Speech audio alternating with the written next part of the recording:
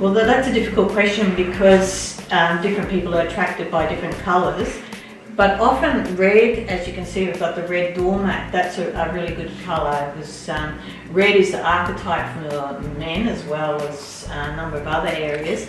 And women love this shop, and so it's good to have red to sort of draw them in there because most women are attracted to men.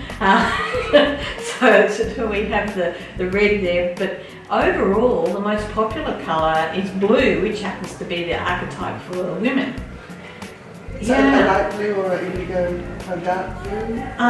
Any of the blues, because some of the lighter, brighter blues, the electric blues are popular, and the cobalt blue is very popular. You see Tina uses the cobalt quite a lot. And the blue is very serene and it helps people relax, whereas the red is energizing and grounding, whereas the blue is calming and cleansing and being there. So you've got the yin and the yang energies happening there. And what about purple? Well, purple's interesting because you've actually got red and blue in there, so you've got the best of both worlds there. But it's also a very good colour for being at peace, because it has more blue in it than red.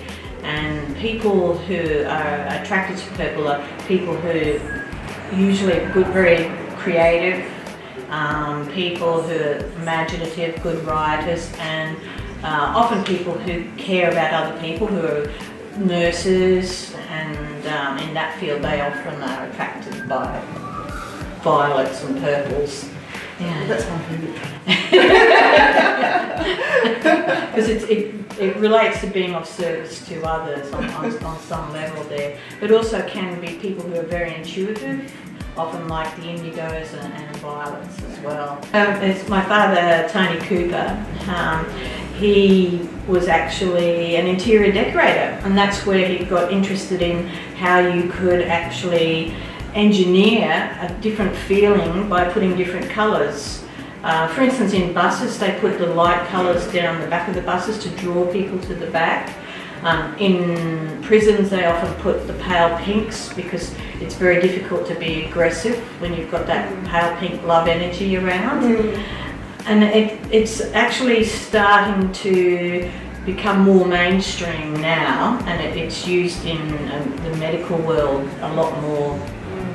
So in this colour consultation system, people choose the perfect bottle to support their needs, and it's got two levels, so it's got conscious and subconscious, and we look at the play of those two colours, and the subconscious also relates to the past, and the idea of these is to bring the subconscious to the conscious, and because you've got the two colours, you more finely tune where the person's coming from.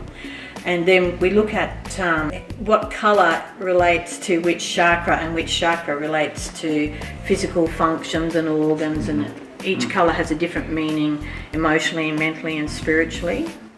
Black tends to be people who are hiding, and in some ways it's what about me, and they're not really showing their true colours, are they? So if someone's choosing clear or white, then they want it all, and often we find that they're choosing that colour when they're needing to make a major decision around life choices. And also the other area that clear will often relate to is if they're going through a health crisis and needing to be cleansed. So yeah, and so you can see why they need all colours in both of those instances on a physical and mental level. Well, generally you wear what you need, but you are giving messages to other people by your colours.